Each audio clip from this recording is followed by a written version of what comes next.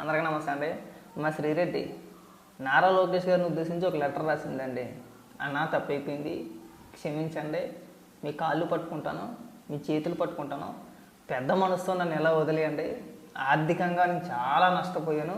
వారం రోజులు బట్టి నిద్రాహారాలు లేవు, నాకు కుంగి కుషించిపోతున్నాను. ఏడవని రాత్రి అంటూ లేదు, భయంతో ఉనికి చచ్చిపోతున్నాను నేను. ప్లీజ్ అన్న, దయచేసి నన్ను వదిలేయండి అని చెప్పేసి అని బతిమాలుకుంటుందండి. ముందుగా నారా లోకేష్ గారిని ఉద్దేశించి ఏమని మాట్లాడిందో చదివి వినిపిస్తా. లెటర్ మీకు ఇక్కడ కూడా చూపిస్తా ఒకసారి. ముందుగా లోకేష్ అన్నకి విజ్ఞప్తి. లోకేష్ అన్న, నేను పుట్టింది గోదావరి అయినా పెరిగింది మొత్తం విజయవాడ పరిసర ప్రాంతాల్లో. అందుకే నాకు మీ కమ్యూనిటీ వాళ్ళే ఒక 15% ఫ్రెండ్స్. ఈ విషయాన్ని అనేక వీడియోలో కూడా చెప్పాను. వెరీ రేర్ టైమ్స్లో మేబీ నేను మెన్షన్ చేసి ఉంటాను, కానీ అవమానించలేదు. మేము చూసాం. గతంలో మనం సరే కమ్యూనిటీ కూడా వద్దులే కానీ చెప్తా, తర్వాత మాట్లాడదాం. అమ్మ నాన్నగారు కూడా విజయవాడనే, ఎక్కువ అనుబంధం. అలాగే మా ప్రాంతం, మా సొంత ఇల్లు గట్రా అక్కడే. అమరావతి రావడం వల్ల మా ఇంట్లో వాళ్ళని ఎంతో సంతోషపెట్టింది. దీనికి తెలుగు కూడా సరిగా రాదనుకుంటా. కామాలు పులి స్టాప్లు ఎక్కడా పెట్టాల, కంటిన్యూగా రాసుకుంటూ పోయింది. అందుకే అడదడ్డంగా చదవాల్సి వస్తుంది. ఆ కామాల పులి స్టాప్లు ఉంటే ఏ పదం ఎక్కడి వరకు చదవాలి, ఎలా చదవాలి అనేది ఒక క్లారిటీ ఉండి తగలడుతుంది. కామాల గట్టా పెట్టాల. సరే పక్కన పెట్టేసేయండి. అరకొర సొంత ఇల్లు రేట్లు పెరిగాయి అనేది అందుకే. ఇవన్నీ వద్దులే, నెక్స్ట్ లెటర్కి వెళ్ళిపోతుంది. చాలా పెద్ద మ్యాటర్ రాసింది కానీ ఇక్కడేమో అర్థమైంది సావట్లా. ఏదైతే క్షమాపణ చెప్పిందో ఆ లెటర్కి వచ్చేద్దాం. ఇగో, లోకేష్ అన్న, నా ఫ్యామిలీ మీద ఒట్టేసి చెప్తున్నా, ఎప్పటి పరిస్థితుల నుంచి కోలుకోవడానికి, ఇక్కడ లేదు, ఇక్కడ కోవటానికి ఎంత వేసిందంటే ఇక్కడ పరిస్థితుల నుంచి కోలుకోవడానికి ఈ లెటర్ అనుకోకండి. కానీ కాదు, ఈ వారం రోజులు ఆహారం నిద్ర లేకుండా కామెంట్స్ చదివి ఎంత మనోవ్యాధికి గురై ఈ నిర్ణయం తీసుకున్నానో నా ఒకదానికి తెలుసు. అంత రాయడం కూడా సరిగ్గా రాలేదు. చదువుతుంటే నేను కరెక్ట్ చేయాల్సి వస్తుంది ఇక్కడ. నేను ఒక విషయం అంటే దయచేసి నొచ్చుకోకండి. ఇన్ కేస్ ఫ్యూచర్లో వైఎస్ఆర్సీపీ తిరిగి వచ్చినా నా బుద్ధి మారదు. అంతేనా? అంతే రాసింది. వైఎస్ఆర్సీపీ తిరిగి వచ్చినా నా బుద్ధి వక్రం అవుతుందని అనుకోకండి. అలా చేస్తే ప్రైవేటు వ్యక్తులతో నన్ను ఏమైనా చేసుకోవచ్చు. ఇకపై ఫిల్తీ లాంగ్వేజ్ ఎవరి మీద వాడనని మా కులదైవం మీద ప్రమాణం చేసి చెప్తున్నాను. నా దాకా వచ్చేసరికి నేను చేసిన తప్పు ఏంటని అర్థమైంది. ఎంత బాధ ఉంటుందో అని. అయ్యి బాబోయ్, అమ్మ బాబోయ్ శ్రీరెడ్డి, పశ్చాత్తాపమా ఏంటి నీకా? అది మేము నమ్మాలా? మా ఎక్కడికి ఇక్కండి అన్నావు అన్నావా లేదా? ఈ తర్వాత కూడా రిజల్ట్ తర్వాత కూడా ఏమన్నా నా ఎక్కడికి ఇక్కండి అన్నావా లేదా? ఇప్పుడు అలాగే ఉంటుంది. ఇంకా చదివి వినిపిస్తాను చూడండి. ఇప్పటికీ నేను నా కుటుంబం అనుభవించిన క్షోభ 1000 సంవత్సరాలకు సరిపడా అనుభవించాం. నేను నమ్మను. నువ్వు ఒక మాట అంటే పట్టించుకుంటావని చెప్పేసి నేను అనుకోను. ఎందుకంటే అంతకు ముందు చాలామంది చాలా రకాలుగా అన్నా సరే 2 పెగిలేసి అమనాబోతులు తిట్టేసి దాన్ని దులిపేసుకునే రకాలు నువ్వు. నేను నమ్మనది. ఇంట్లో పెళ్ళి కావాల్సిన పిల్లలు ఉన్నారు. నన్ను కొడితే 1 నెల లేదా 3 నెలలకు గాయాలు మానవచ్చు. కానీ నా వల్ల 3 జీవితాంతం శిక్ష వేసిన దాన్ని అవుతాను. Right point. ఈ పాయింట్ నోట్ చేసుకుందాం. ఇంట్లో పెళ్ళిడికి వచ్చిన పిల్లలు ఉన్నారని చెప్పేసి అని జ్ఞానం ఇప్పుడు వచ్చిందా? మన మంది వేసి మాట్లాడినప్పుడు లేదు, తెలియదు. ఆ రోజున బూతులు మాట్లాడినప్పుడు తెలియదు, వాళ్ళ అకారాలతో సంబోధించి మాట్లాడినప్పుడు తెలియదు, ఇంట్లో ఆడపిల్లలు ఉన్నారని చెప్పేసి అని ఎక్కడికి కొనే అన్నాం మనం. సరే, తర్వాత మాట్లాడదాం. ఇంట్లో ఆడపిల్లల గురించి, పద్ధతుల గురించి తర్వాత మాట్లాడదాం. ముందు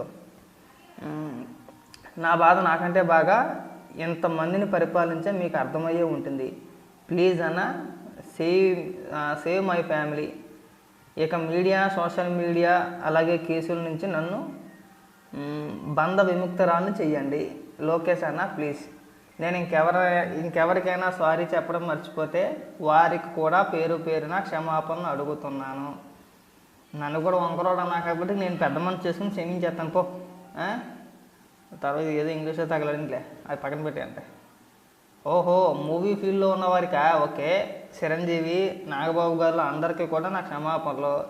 Sri Reddy movie field failed, Sri Reddy politics failed, agreed. షర్మిలక్క, సునీతక్క క్షమించండి మీరు కూడా. ఇట్లు మీ శ్రీరెడ్డి. అబ్బా, ఏకలు విక్కుండా అన్నాం మనం. ఇలా ఉంటుంది పరిస్థితి. నిన్ను అరెస్ట్ చేయాలనో, ఇబ్బంది పెట్టాలనో, లేదంటే ఇంకొక రకంగా హింస పెట్టాలనేది మా టార్గెట్ కాదు. గుర్తుపెట్టుకోబాక. మార్పు, ఈ మార్పు ఏదైతే ఉందో దీన్ని ఎలా కంటిన్యూ చేస్తే మనకి భవిష్యత్తు ఉంటుంది. లేదంటే నీకు మాకు ఏమైనా పొలం తగాదాలు ఉన్నాయా? ఎవరికి ఇక్కడ పొలం తగాదాలు ఎవరికి ఉండవు. కాకపోతే భాష ముఖ్యం. ఇప్పుడు నీకు జగన్మోహన్ రెడ్డి అంటే నీకు ఎంత బాధ కలుగుతుందో మాకు చంద్రబాబు నాయుడు గారు అన్నా మాకు అంతే బాధ కలుగుతుంది. అలా అని చెప్పేసి మన పరిమితి నుంచి మనం మాట్లాడకూడదు. ఎంతలో మాట్లాడాలో అంతలోనే మాట్లాడాలి. అర్థమైందా? ఏ రోజు నువ్వు లకారాలతో సంబోధించి మాట్లాడినా నిన్ను నీ స్థాయికి దిగజారిపోయి ఎందుకు మాట్లాడలేదు అనుకుంటున్నావు? కేవలం ఒక మహిళ, ఒక ఆడపిల్లవనే, అంతకుమించి ఏం కాదు.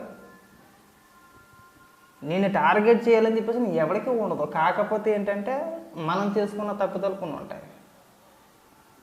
నా వెనకతలు ఆడున్నాడు, నా వెనకతలు ఏడున్నాడు అంటే కేసీఆర్ విషయానికి వస్తే నీ వెనకతలు ఎవడు ఉండడు. అదే పార్టీకి సంబంధించిన వ్యక్తులు కానీ చెప్పిన గుర్తుపెట్టుకోండి. మనం ఎదుర్కోగలం. ఆ తర్వాత ఎదురయ్యే పరిస్థితులు కూడా మనం ఎదురెళ్ళి కోలుకోగలుగుతాం, తట్టుకోగలుగుతాం. ఎంత మించి పోయేది ఏముంటుందిలే అనే మనస్తత్వం ఉంటేనే మీరు మాట్లాడినా, పోస్టులు పెట్టినా, పార్టీలపైన, నాయకులపైన అభిమానాలు చూపించుకోవచ్చు. మనం అన్నీ చేసేసి తర్వాత పార్టీ నాకేం చేయలేదంటే మనం ఎంత పరిధిలో మాట్లాడాలో అంత పరిధిలోనే మాట్లాడాలి. అది దాటేసి మాట్లాడితే తర్వాత పరిస్థితులు మనం ఎదుర్కోగలిగితే ఎన్నైనా పర్లేదు. అది ఏ పార్టీ అయినా సరే, తెలుగుదేశమా, వైసీపీనా, జనసేన, ఇంకొకట ఏదైనా సరే అది బాగా మైండ్లో పెట్టుకొని మసులుకోవాలి మనం. లేదంటే మనం ఎవడ దేకడ కుక్కలు కూడా దేకం మనం. తర్వాత అద్దెలు మీరిపోయి మన ఇష్టానుసారంగా నోటుకొచ్చి లకారాలతో సంబోధించి అమనాభూతి తిట్టేస్తే పార్టీ నాయకులు కూడా బహిరంగంగా సపోర్ట్ చేయలేరు. పార్టీ అధిష్టానం కూడా చేయదు. ఎందుకంటే మనం మాట్లాడిన వీడియోలు కానీ, మనం పెట్టిన పోస్టులు కానీ బహిరంగంగా అక్కడ సోషల్ మీడియాలోనూ చూపిస్తూ ఉంటారు. ఇగో పలానా వ్యక్తి అలా మాట్లాడాడని చెప్పేసి. ఇప్పుడు వరగడ వేసిన పోస్టులు చూపించట్లా, నువ్వు మాట్లాడిన మాటలు వినిపించట్లా. అలాగే రేపొద్దు నేను మాట్లాడినా, ఇంకొకటి మాట్లాడినా కేసులు ఎదుర్కొన్నప్పుడు ఖచ్చితంగా వాటినే చూపిస్తారు, వీడు ఇలాంటి వ్యక్తి అని చెప్పేసాను. ఆ రోజు ఏ పార్టీ కూడా బహిరంగంగా వచ్చి అది మా మనిషి, మా కార్యకర్త అని చెప్పుకోలేదు. మా దగ్గర ఏంటంటే జగన్మోహన్ రెడ్డి అలా కొంతమందికి చెప్పుకుంటున్నాడు. ఇప్పుడు జగన్ అనే వ్యక్తి కేవలం నీ విషయంలో మాత్రమే కొద్దిగా అటు ఇటు ఆలోచించాడు అంతే. అర్థమైందా? మాకు సంబంధం లేదని చెప్పి తప్పుకున్నారు. ఎందుకంటే ఈ కర్మ మనకి. మా పై లెటర్ సగంలో వదిలేసి నాకు దాన్ని కూడా కంప్లీట్ చేస్తా. అది సగం ఎందుకు? అర్థమయ్యేలాగా రాయాలా? రాసేది ఏదో ఫస్ట్ మనకి ఏంటంటే కామాల పులి స్టాప్లు ఎడుతాయి. పదానికి కొద్ది గ్యాప్ ఇచ్చి కామాల పులి స్టాప్లు పెట్టుకుంటే ఈ పదం ఇక్కడ దాకా చదవాలి, అక్కడితో క్లోజ్ అవుద్దని తెలుస్తుంది.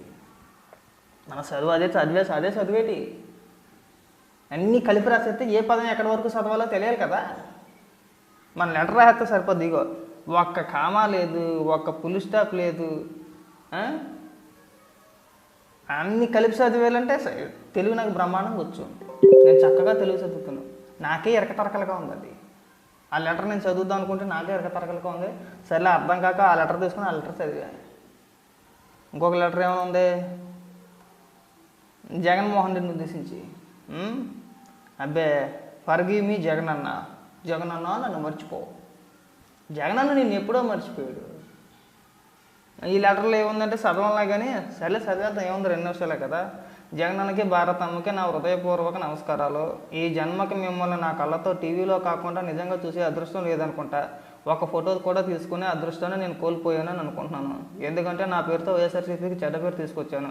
గత కొన్ని రోజులుగా మీడియాలో నేను చేసిన పనికి అనేక మంది వైఎస్ఆర్సీపీని దుమ్మెత్తిపోయడమే నన్ను ఎన్నో విధాలుగా మానసికంగా కృంగదీసింది. నేను పార్టీని అనేక మంది మాటల దాడి నుంచి కాపాడడంలో ఎక్కువ డ్యామేజ్ చేస్తున్నానని గ్రహించలేకపోయాను.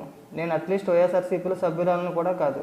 సాక్షిలో పనిచేసేటప్పటి నుంచి మీ ఇద్దరి మీద అనేక గౌరవ మర్యాదలు ఏర్పడ్డాయి. కానీ పార్టీ ఎన్నో కష్టాలు కోరి అధికారంలోకి వచ్చింది. కష్టాలు అనుభవించి, సరే కష్టాలు కోర్చి, ఓకేలే ఇప్పుడు తిరిగి కష్టకాలంలో పడింది. మధ్యలో ఎన్నో కష్టాలు పార్టీని వెంటాడాయి.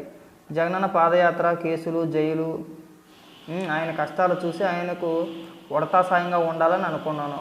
వీర విధేయత అధికం అవ్వడంతో ప్రత్యర్థులను నా ఫిల్తీ లాంగ్వేజ్తో తెగబడుతున్నానా, సరే తెగ తిట్టేసాను అనుకుందా పోనీ, తెగబడుతున్నాను అనుకున్నాను. కానీ పార్టీకి డ్యామేజ్ చేస్తున్నాను అనుకోలేదు. నేను చేసిన పని వలన మీరు ఎంత బాధపడ్డారో నేను అర్థం చేసుకోను. నా పాపం మీకు అంటదు. నేను పార్టీ కార్యకర్తలకి దూరంగా ఉండాలనుకుంటున్నాను. నా వలన పార్టీకి చెడ్డ పేరు రావడం నాకు ఇష్టం లేదు, క్షమించండి. ఇట్లు మిర్చిరెడ్డి.